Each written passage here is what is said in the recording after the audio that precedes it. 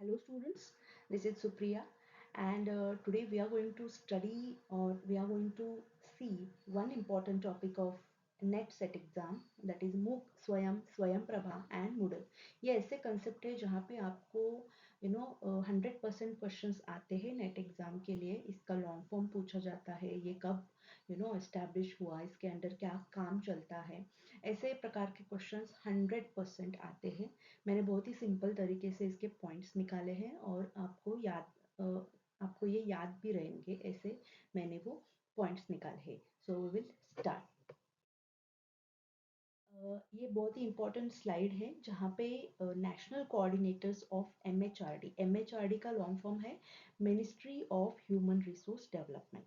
Okay, ministry of human resource development.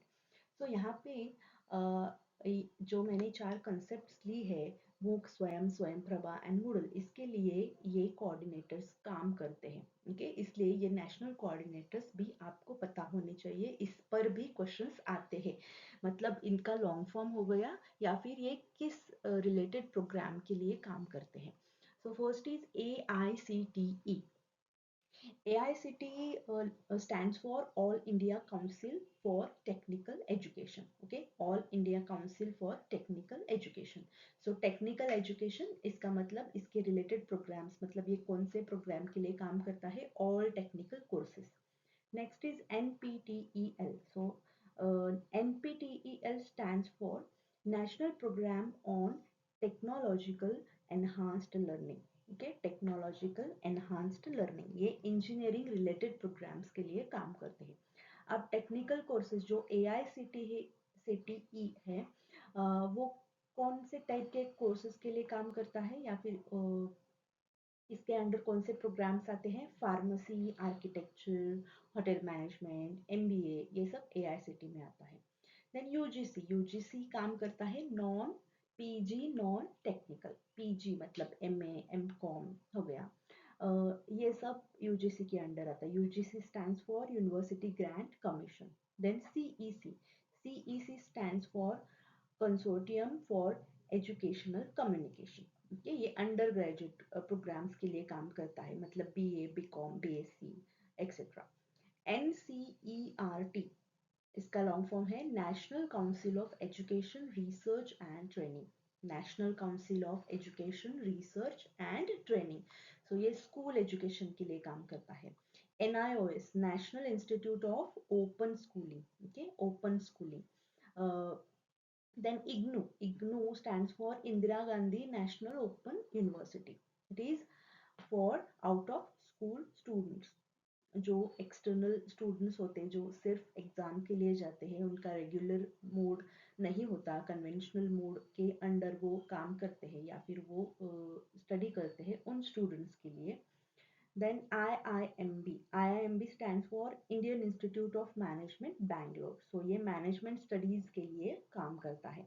NITTTR, that is for technical teacher training. Okay, इसका long form है national institute of technical teacher training and research. National institute of technical teacher training and research. Okay, so ये है national coordinators. Okay, सो अब हम start करते हैं हमारे topic के लिए, दैट इज मूक। First concept is MOOC stands for massive open online courses. Okay, massive open online courses. So इसके लॉन्ग फॉर्म से ही आपको पता चलेगा कि ये क्या है। Okay, it is online courses. Online courses मतलब जो इंटरनेट के माध्यम से हम सीख सकते हैं, लर्न कर सकते हैं, घर में बैठ के या फिर कहीं से भी आप कर सकते हैं। लेकिन ये मैसिव ओपन क्या है? Okay, massive open, first is massive. Massive मतलब no limit to the learners. अब नो लिमिट का क्या मतलब है? सी हमारे इंजीनियरिंग स्टूडेंट्स या फिर मेडिकल स्टूडेंट्स का एक इनटेक होता है कि एक कॉलेज में 120 इनटेक है या फिर 60 स्टूडेंट्स ही सीट्स अवेलेबल है। So that means there is a limit to the learners. 60 के अबव वो स्टूडेंट्स को एनरोल नहीं कर सकते। बट यहाँ पे मैसिव मतलब no limit to the learners, मतलब कितने भी लर्नर्स यहाँ पे रजिस्टर कर सकते हैं। देन ओपन, ओपन मतलब क्या यहाँ पे, नो मैंडेटरी रिक्वायरमेंट्स, मतलब क्या कि अगर आप कोई ग्रेजुएशन के लिए जा रहे हैं तो आपको 12th 10th वो सर्टिफिकेट चाहिए, आपकी मार्क लिस्ट चाहिए, 12th पास होना चाहिए तो ही आप ग्रेजुएशन को फर्स्ट ईयर के लिए आप अप्लाई कर सकते हैं। लेकिन यहाँ पे ऐसी कोई भी रिक्वायरमेंट नहीं है, any student any learner can register and learn from that online courses. Okay, so as I have said, it is a fully online and delivered through internet. Internet के माध्यम से ये डिलीवर्ड किया जाता है। यहाँ पे आईसीटी का यूज होता है, information communication technology, to make education accessible to students located in remote areas. Remote areas में जो स्टूडेंट्स है जो कॉलेज में नहीं जा सकते, डिसएडवांटेज्ड एरिया में रहते हैं, तो उनके लिए ये ऑनलाइन कोर्सेज स्पेशली डिलीवर किए जाते हैं।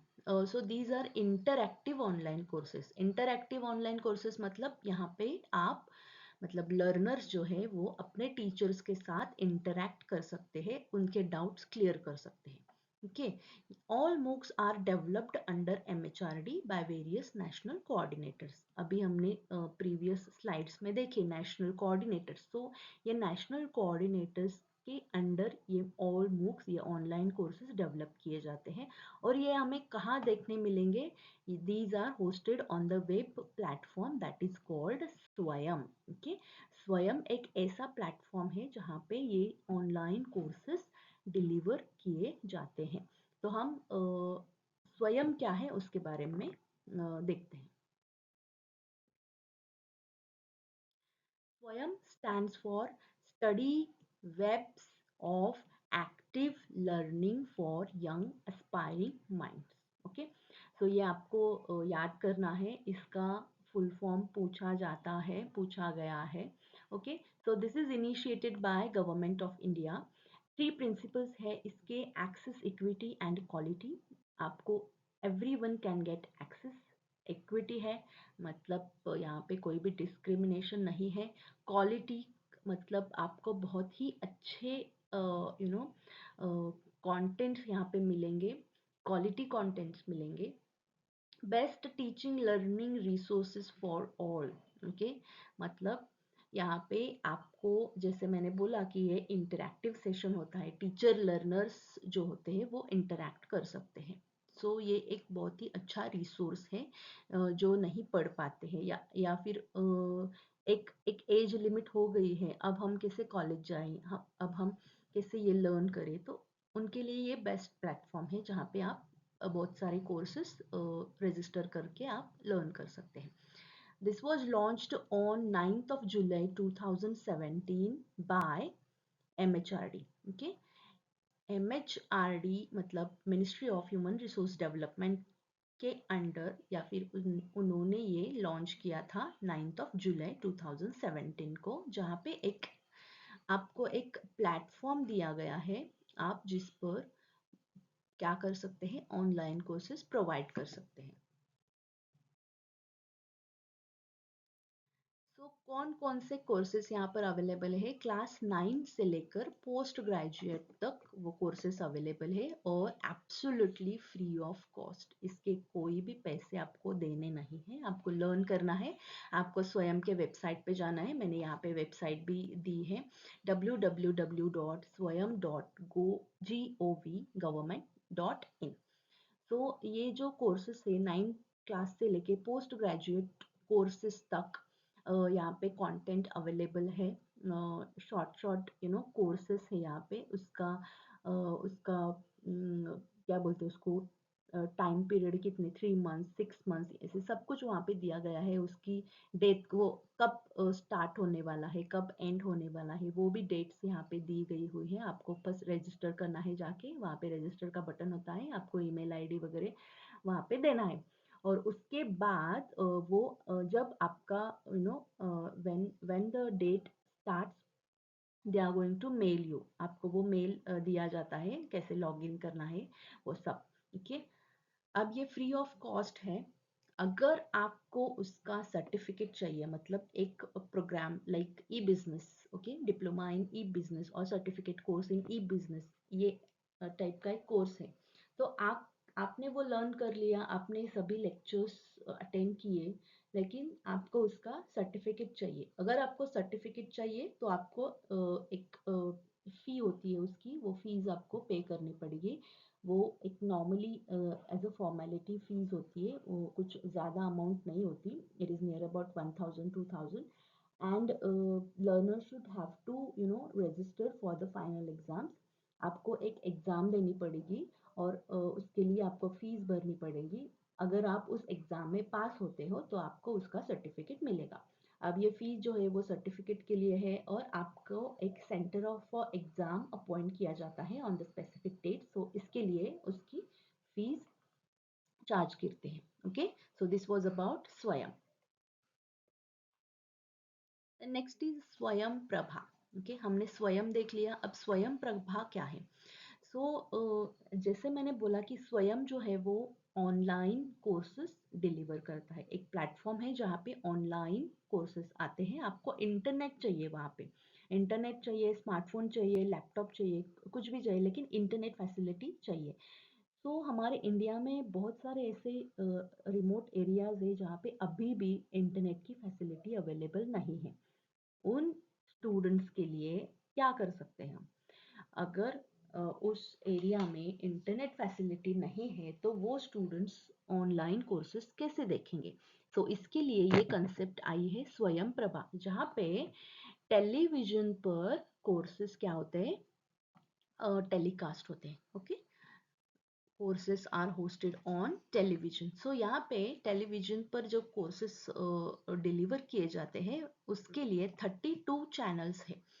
32 DTH channels, direct to home channels है, और जो 24/7 रन होता है। ओके, इसके लिए एक सेपरेट सैटेलाइट भी बनाई गई है जिसका नाम है GSAT-15। ओके, GSAT-15 नाम का इस पर क्वेश्चन आ सकता है। GSAT-15 नाम का सेपरेट सैटेलाइट उसके लिए बनाया गया है, और ये जो चैनल्स है वो इग्नू एंड NIOS इसके थ्रू मैनेज किया जाता है। ओके, मतलब स्वयं जो है वो ऑनलाइन कोर्सेज आप इंटरनेट के माध्यम से देख सकते हैं, और स्वयं प्रभा मतलब आप ये टेलीविजन टीवी पर देख सकते हैं। टीवी पर ये लगातार उनके प्रोग्राम्स आते रहते हैं 24/7। इसके 32 अलग अलग चैनल्स है फॉर अलग अलग प्रोग्राम्स, और जहाँ पे आप दिन भर देख सकते हैं। अब यहाँ पे एक फॉर्मूला है 1:4:5 फॉर्मूला। ओके, ये आपको याद करना है। अब इसका क्या मतलब है? 1:4:5 मतलब एक नया कंटेंट जो है 4 घंटे का, वो 5 बार रिपीट होगा दिन में। ओके, मैंने क्या बोला? एक नया कंटेंट है जो हर रोज टेलीकास्ट होता है, जो कंटेंट 4 घंटे का होता है, और एक ही कंटेंट वो कितनी बार रिपीट करते हैं? 5 बार। ऐसा क्यों? क्योंकि स्टूडेंट्स उनके हिसाब से, उनके कन्वीनियंस के हिसाब से वो सीख सकते हैं। मतलब सपोज हम some students are busy in the morning, they can watch in the evening. So as per their convenience they can learn, they can watch the contents, and these contents are provided by NPTEL, IITs, UGC, CEC and IGNOU। so ये 5 national coordinators हैं जो ये content, मतलब इस पर television पर कौन सा कंटेंट, कौन सा वीडियो अपलोड करना है, ये 5 जो कोऑर्डिनेटर्स है वो प्रोवाइड करते हैं। Okay, so this was about स्वयं Prabha. Moodle. Moodle stands for Modular Object Oriented Dynamic Learning Environment. Okay, Moodle stands for Modular Object Oriented Dynamic Learning Environment. So यहाँ पे क्या है? ये Moodle जो है एक प्रकार का सॉफ्टवेयर है। Okay, it is a one type of LMS। LMS stands for learning management system. Okay, learning management system का मतलब क्या होता है? एक सॉफ्टवेयर जहाँ पे आप ऑनलाइन कोर्सेस प्रोवाइड करते हैं, उसके ई लर्निंग प्रोग्राम्स के लिए ये यूज़ होता है, जहाँ पे आप लर्नर्स को एंगेज कर सकते हैं by having discussion forum, by having interaction session with the teachers. Assessments मतलब उनको कोई असाइनमेंट्स है तो वो चेक करना, अपलोड करना, होमवर्क करना, ऐसे प्रकार के एक्टिविटीज होती हैं। उनके रिजल्ट्स रिपोर्ट्स आप जनरेट कर सकते हैं by using this software. So LMS मतलब लर्निंग मैनेजमेंट सिस्टम जो है, इसी टाइप का एक ये मॉडल है, जो सॉफ्टवेयर है, जो यूनिवर्सिटीज़ में मोस्ट ऑफ द यूनिवर्सिटीज़ में यूज करते हैं उनके स्टूडेंट्स को एंगेज करने के लिए, जहाँ पे टीचर जो होते हैं वो इस वेबसाइट पर क्या करते हैं, उनके जो असाइनमेंट्स होते हैं या फिर कोई नोटिफिकेशन आ गया कॉलेज से रिलेटेड या फिर कोई नोटिस एग्ज़ाम के रिलेटेड, वो वहाँ पे अपलोड करते हैं और स्टूडेंट्स को एक लॉगिन दिया जाता है। लॉगिन पासवर्ड होने के बाद उनको उस यू नो उस जो भी कोई नोटिफिकेशन है वो उस वेबसाइट या फिर उस सॉफ्टवेयर पर आ जाती है, उस एप्लीकेशन पर। ओके, सो ये जो मूडल है वो बहुत सारे फंक्शंस को सपोर्ट करता है and it can be customised. Customised मतलब हर एक यूनिवर्सिटी का एक अलग तरीका होता है, अलग पैटर्न ऑफ टीचिंग होता है, पैटर्न ऑफ पासिंग क्राइटेरिया अलग होता है, पैटर्न ऑफ पेपर अलग होता है, क्वेश्चन पेपर। तो उसके हिसाब से वो चेंज कर सकते हैं, दैट इज कस्टमाइज्ड। तो यहाँ पे दिया गया है कि क्या क्या एक्टिविटीज हम मूडल थ्रू कर सकते हैं। What teachers can do, they can have online courses. आप ऑनलाइन कोर्सेज वहाँ पे क्रिएट कर सकते हैं आपके स्टूडेंट्स के लिए। ओपन फोरम, डिस्कशन फोरम होता है जहाँ पे आप स्टूडेंट्स के साथ इंटरेक्ट कर सकते हैं।